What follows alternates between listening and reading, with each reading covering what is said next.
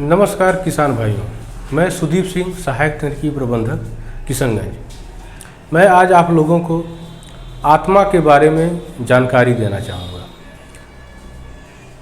आत्मा कृषि प्रौद्योगिकी प्रबंधन अभिकरण यह एक भारत सरकार की स्वायत्त संस्था है जो किसानों के हित में नए तरीके से खेती करना, नए शोध और संस्थानों से संपर्क स्थापित करना और किसानों को नए तरीके से किस तरीके से वह खेती करें जिससे कि वह टेक्नोलॉजी का भरपूर उपयोग कर सकें। आत्मा के कुछ 5-6 टॉपिक पे मैं आपसे बात करना चाहूँगा। पहले टॉपिक है कृषक पाठशाला। कृषक पाठशाला एक प्रखंड में किसी एक किसान को, किसी एक प्रगतिशील किसान को दिया जाता है जो कि जिसके वह ऐसा एक खेत का चुनाव करें जिसमें जो खेत रोड के किनारे हो, जहां लोग आसानी से सुगमता से पहुंच सकें और 20-25 किसानों का एक संगठन हो जिसमें कि हम एक नए तरीके से जो हम उपादान दे रहे हैं उसको किसान भाइयों के समक्ष उसको रखते हैं और जो आप ट्रेडिशनल तरीके से पहले से जो खेती करते आ रहे हैं और इनोवेटिव तरीके से जो अब हम आपको बताने वाले हैं, इनमें और उनमें क्या फ़र्क है ये आपको साक्षात दिखाई वहाँ पे देगा। कृषक पाठशाला में किसी भी एक ऐसे फसल के, जैसे रबी का मौसम आने वाला है तो रबी में हम आपको मक्का पाठशाला का देंगे। उसके लिए कुछ उपादान हैं। वह एक प्रगतिशील किसान जो जहाँ पे 20-25 किसानों को बैठने की सुविधाएँ हों, हम आपको इसमें 6 सत्रों में पढ़ाते हैं। खेत की तैयारी से लेके, बीज की बुआई से लेके क्रॉप कटिंग तक, लास्ट स्टेज तक हम आपको 6 स्टेज में प्रशिक्षण उस किसान के यहाँ आपको देते हैं। उसके बाद हम परिभ्रमण कराते हैं। आत्मा में यह एक और कार्यक्रम है परिभ्रमण का। परिभ्रमण से मतलब है और भ्रमण मतलब भ्रमण का कार्यक्रम होता है जो हम राज्य के बाहर भी कराते हैं, राज्य के अंदर भी कराते हैं। राज्य के अंदर में आप जैसे हम आपको लेके चले गए बिहार कृषि विश्वविद्यालय या राजेंद्र नगर पूसा में जो है हमारा वो सेंट्रल यूनिवर्सिटी अभी बन गया है, या राज्य के बाहर में आप बनारस भारतीय सब्जी अनुसंधान संस्था में भी जा सकते हैं, ICR भी जा सकते हैं, IRI में भी जा सकते हैं आप। अतः जो भी भारत सरकार की जो संस्थाएं हैं, जो सेंट्रल संस्थाएं हैं, हम वहाँ पे आपको एक दिवसीय परिभ्रमण जो होता है वह एक दिवसीय होता है। वहाँ पे ले जाना ले आना सारे कार्य सरकार आपको देती है और यह पूरी तरीके से निःशुल्क एक प्रक्रिया है। उसके बाद प्रशिक्षण का जो कार्यक्रम होता है राज्य के अंदर भी होता है, राज्य के बाहर भी होता है, जिसमें किसानों को राज्य के बाहर में आपको 4 से 5 दिनों का वह कार्यक्रम होता है और किसानों से पूछ लिया जाता है कि आप कहाँ जाना पसंद करतेंगे। उसके बाद जीबी के बैठक यानी गवर्निंग बोर्ड के बैठक में जो पास होता है वह आपकी देखिए एरिया के हिसाब से हम बांटते हैं कि किस एरिया में क्या करना जरूरी है। अब मान लीजिए कि किसान भाइयों आप किशनगंज में चाय की खेती करते हैं, अनानास की खेती करते हैं और नागराज नखत हैं, ड्रैगन फ्रूट का भी खेती करते हैं, तो आप इनमें और क्या कर सकते हैं, किस तरीके से आप कर सकते हैं। इसके लिए प्रशिक्षण के लिए आपको अन्य मतलब राज्यों में भी, अपने राज्यों में भी, बिहार में भी हमारा बिहार कृषि विश्वविद्यालय सबौर है जो किसानों की सारी सुविधाएं देता है। उसके बाद सबौर वहाँ पे पूसा में भी है आपका। तो इत्यादि जो जगहें हैं वहाँ पे हम किसान भाइयों को ले जाते हैं। उनको आना जाना रहना सारी क्रियाएँ बिल्कुल निःशुल्क है, ध्यान रखिएगा इस चीज़ों को आप। अगला है कृषक वैज्ञानिक मिलन।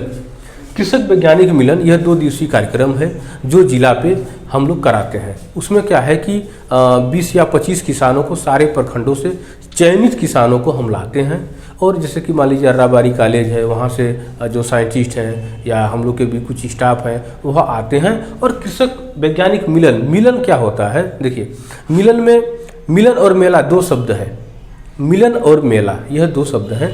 मेला का शब्द हुआ अर्थ हुआ यह कि देखिए मेला क्या होता है, यहाँ लिखते हैं मेला का अर्थ होता है मिलन, ठीक है, कि जहाँ पे तरह तरह के लोग मतलब सारे जगहों के लोग एक जगह पे आए और वहाँ पे जानकारियों का आदान प्रदान हो, उसे ही मेला या मिलन कहते हैं। कुछ नई जानकारियों से आपको अटैच रहना जरूरी है। यह 2 दिवसीय कार्यक्रम है, आपको वहाँ पे आना है और सत्र वाइज आपको 2 दिवसीय होता है। दोनों दिन में हम आपको बताते हैं कि कौन कौन सी चीज़ें हैं। अब इसमें क्या है कि कृषक वैज्ञानिक मिलन हर मौसम के पहले, जैसे खरीफ है, खरीफ के पहले या खरीफ में, रबी के पहले या रबी में हम आपको यह प्रशिक्षण देते हैं।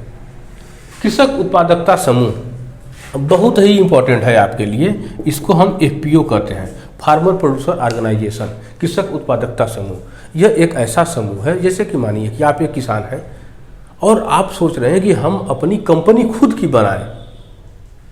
आपने नाम सुना होगा, सुधा दूध है, अमूल है। यह क्या है? एक कंपनी है, एक किसान के द्वारा बनाई गई कंपनी है।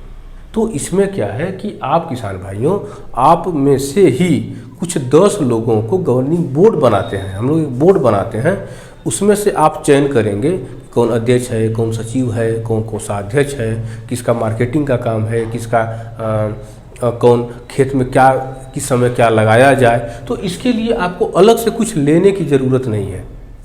बातों को समझिए कि आपको इसमें कुछ अलग से लाइसेंस बनाने की ज़रूरत नहीं है। इसमें किसान आपके जो समूह होते हैं, समूहों से चयनित सदस्य होते हैं और उसमें क्या होता है कि जितने भी किसान भाई आते जाएंगे उनका एक शेयर होता है। आपके पैसे के हिसाब से आपका शेयर होता है। मानिए जो है रिलायंस कंपनी के बारे में आप जानते होंगे। क्या रिलायंस कंपनी अपने सारे शेयर बेच देती है? नहीं, 51% उसका अपना है और 49 में वो क्या की है कि सारे लोगों को वह बांट दी है। ठीक वही प्रोसेस आपका है। तो आप किसान भाई, हम जब खेती कर ही रहे हैं तो हमारी खुद की कंपनी क्यों ना हो। ध्यान रखिएगा इस बात का कि आप एक समूह के माध्यम से अगर कोई भी कार्य कर रहे हैं तो वह आपके लिए, आपके गांव के लिए, आपके जिला के लिए, आपके ब्लॉक के लिए यह कार्य जो है वह सही रहेगा। समूह के माध्यम से कहा जाता है कि अकेला चना भार नहीं फोड़ता। तो आपको संगठित रहना होगा, संगठन में रहिए। उसी में हम आते हैं खाद्य सुरक्षा समूह, जिसको कि FSG कहते हैं, फूड सिक्योरिटी ग्रुप। यह ग्रुप जो है यह केवल और केवल महिलाओं के लिए है। हम भारतीय संस्कृति से जुड़े हुए हैं। हमारे घर की जो महिलाएं हैं, मर्दों को खा लेने के बाद ही वह खाना खाती हैं। इसका मतलब ये हुआ कि अगर खाना बचा तो खाएंगी और नहीं बचा तो सोचेंगे कि चलिए जो मिल रहा है उसको खा लेते हैं। समझ में आ रही है बातों को?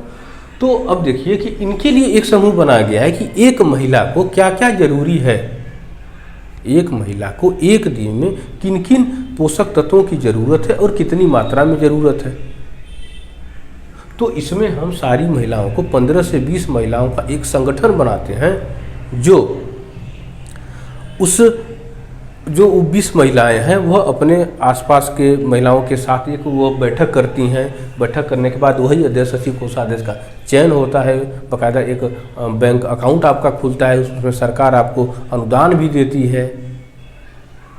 तो खाद्य सुरक्षा समूह में क्या होता है कि महिलाओं के लिए ही यह खाद्य सुरक्षा समूह है, जिसमें कि आपके पोषण का ध्यान रखा जाता है। फिर है कृषक हितार्थ समूह। यह पुरुष किसानों और महिला किसान दोनों का बन सकता है, जिसमें क्या होता है कि वही प्रक्रिया है कि आप एक संगठन जो बना रहे हैं, वह संगठन किस लिए बना रहे हैं, किस कार्य के लिए बना रहे हैं। मान लीजिए आप मक्का की खेती करते हैं, आप बकरी पालन करते हैं, मुर्गी पालन करते हैं, तो आपके समूह में रहने वाले जितने किसान भाई हैं वह सभी किसान भाई उसी कैटेगरी के ही होने चाहिए। और उसमें क्या है कि आप समूह के माध्यम से जब कोई चीज़ करेंगे तो अब मान लीजिए कि आपको बैंक से कर्ज लेने की कोई ज़रूरत नहीं है। आप जो उत्पादन करते हैं उसको बेचते हैं और आपका एक खाता रहता है, उसमें आप पैसा जमा करते हैं। और मान लीजिए किसी किसान भाई को पैसे की ज़रूरत पड़ गई, अब वो आनन फानन में जाए तो कहाँ जाए, सेठ साहूकारों के पास जा नहीं सकता है, उनकी ब्याज दरें ज़्यादा होती हैं। तो आप यह जो संगठन में जो पैसा लगा हुआ है, इन्हीं पैसों का उपयोग करिए और संगठन ही तय करेगा कि उनको किस रूप में उनको ब्याज देना होगा। समय समय पे विभाग द्वारा आपको प्रशिक्षण भी कराया जाएगा, निःशुल्क है, और प्रशिक्षण भी कराया जाएगा। और अच्छा तरीके से आपका ग्रुप चला तो आपको हम लोग फंडिंग भी करते हैं। और इस समूह के माध्यम से अगर कृषि यंत्रों की खरीदारी आप करते हैं तो उसमें हम लोग आपको 60 से 70% का अनुदान भी देते हैं। अब एक किसान को ट्रैक्टर खरीदना हो तो उनको तो दिक्कत है ना, लेकिन अगर वही 15 से 20 किसान मिल के सामूहिक रूप से एक ट्रैक्टर खरीदें तो सबके लिए आसान है। और वह ट्रैक्टर उन 15-20 किसानों के बीच का जो भी जोत वाली भूमि है उसकी जोताई वह समय के हिसाब से वो कर देता रहेगा। और उसमें से जो चालाक हैं, मतलब जो ट्रैक्टर चला सकते हैं, तो उनको ड्राइवर बना दिया जाए, उनको भी कुछ आमदनी हो जाएगी। तो ये सारी चीज़ें आत्मा में हम करते हैं, जिसके लिए अब प्रक्रिया, अब मान लीजिए आपका रबी स्टार्ट होने वाला है, तो फिर रबी मौसम में क्या क्या चीज़ें होंगी और कौन कौन सी ट्रेनिंग प्रोग्राम चलेंगी, तो ये सारी चीज़ें हम आपको, हाँ एक चीज़ और हम आपको भूल गए, कृषक गोष्ठी होता है।